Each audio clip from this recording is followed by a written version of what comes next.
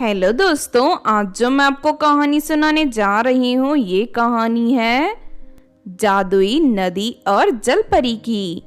तो चलिए दोस्तों देखते हैं जादुई नदी और जलपरी की कहानी।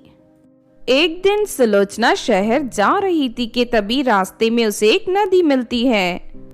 उस नदी का पानी बार बार अपना रंग बदल रहा था। ये देख सुलोचना को बड़ी हैरानी होती है। लगता है ये रंग बदलने वाली जादुई नदी है। मैं इस नदी का थोड़ा सा पानी अपने घर ले जाती हूँ। सुलोचना एक बोतल में नदी का पानी भरने लगती है, लेकिन तभी उसे नदी में एक हीरे का हार तैरता हुआ दिखाई देता है। सुलोचना जल्दी से उस हार को उठा लेती है। आज तो मेरा दिन बहुत अच्छा है, मुझे हीरे का हार मिल गया। इतना कहकर सुलोचना उस हार को अपने गले में पहन लेती है। तभी सुलोचना के शरीर पर एक तेज रोशनी प्रकट होती है। लगता है इस नदी की तरह ये भी कोई जादुई हार है। मैं इसकी शक्ति आजमा कर देखती हूँ। चलो जादुई हार, मुझे हवा में उड़ाकर शहर ले चलो। सुलोचना के इतना कहते ही वो हवा में उड़ने लगती है और आसमान के सैर करते हुए शहर पहुंच जाती है। उसके बाद सुलोचना एक बड़े शॉपिंग मॉल में जाकर ढेर सारा सामान खरीद लेती है। चलो जादुई हार, मुझे ढेर सारे पैसे दो ताकि मैं इस सामान का बिल चुका सकूं। अगले ही पल सुलोचना के हाथ में ढेर सारे पैसे आ जाते हैं। उसके बाद सुलोचना सामान का बिल चुकाकर सारा सामान खरीदकर अपने गांव लौट जाती है। इस तरह उस जादुई हार की बदौलत सुलोचना की जिंदगी पूरी तरह बदल जाती है। वो उस जादुई हार से अपनी जरूरत की हर चीज मांगना शुरू कर देती है। फिर एक दिन सुलोचना अपनी सहेलियों को अपने घर पार्टी में बुलाती है। सुलोचना के घर का नजारा देख उसकी सभी सहेलियां हैरान रह जाती हैं। सुलोचना, तुम्हारा घर तो बहुत ही शानदार हो गया है। आखिर तुम्हारे पास इतनी महंगी चीजें कहां से आई? ये सब मेरे जादुई हार का कमाल है। मैं अभी तुम सबको इसका एक जादू दिखाती हूँ। उसके बाद सुलोचना उस जादुई हार से कहकर सुंदर ड्रेस प्रकट करवा देती है। ये देख सुलोचना की सभी सहेलियां खुश होती हैं, लेकिन उनमें से काजल नाम की लड़की को सुलोचना से जलन होने लगती है और वो उसका जादुई हार को चुराने का मन बना लेती है। फिर उसी रात सोते समय सुलोचना के सपने में एक जलपरी आती है।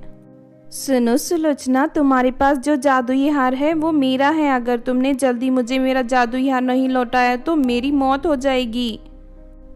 इतना कहकर वो जलपरी गायब हो जाती है। इस बात से सुलोचना को बहुत चिंता होती है और अगली सुबह ही वो उस हार को वापस करने नदी किनारे पहुंच जाती है। दूसरी तरफ काजल भी सुलोचना का पीछा करते हुए वहां पहुंच जाती है। तभी पानी से एक जलपरी बाहर निकलकर सुलोचना के सामने आ जाती है। मुझे माफ करना जलपरी जी, मैं अनजाने में तुम्हारा हार ले गई थी।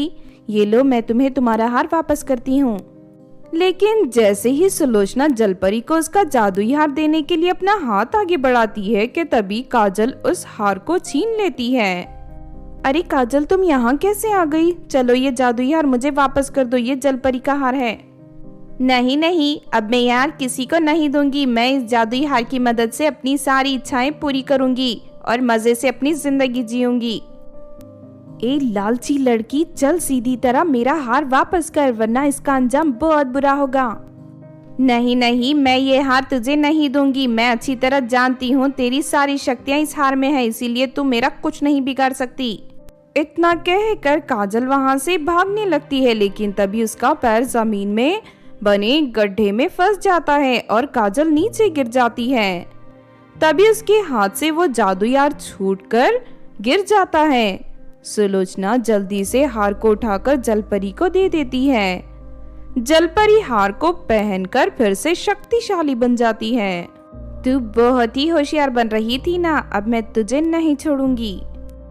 इतना कहते ही जलपरी के हाथ में तलवार आ जाती है। उसे देख काजल घबराकर रोने लगती है।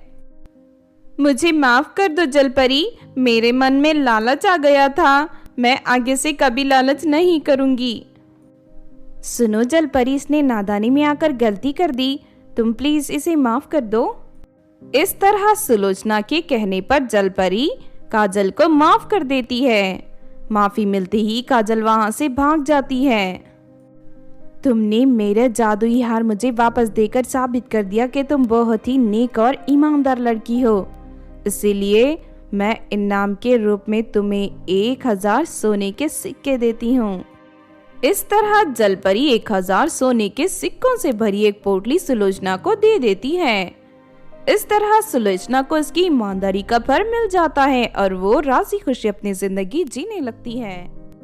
तो आपने देखा दोस्तों जादुई नदी और जलपरी की कहानी। इस कहानी से हमें ये सीख मिलती है कि हमें सुलोचना की तरह हमेशा सच्चाई और ईमानदारी के साथ अपनी जिंदगी जीनी चाहिए। अगर ये कहानी आपको अच्छी लगी हो तो जरूर लाइक करें और हमारे चैनल सोना टीवी को सब्सक्राइब भी कर लें। और हाँ दोस्तों, हमें कमेंट करके जरूर बताना कि आपको कहानी कैसी लगी।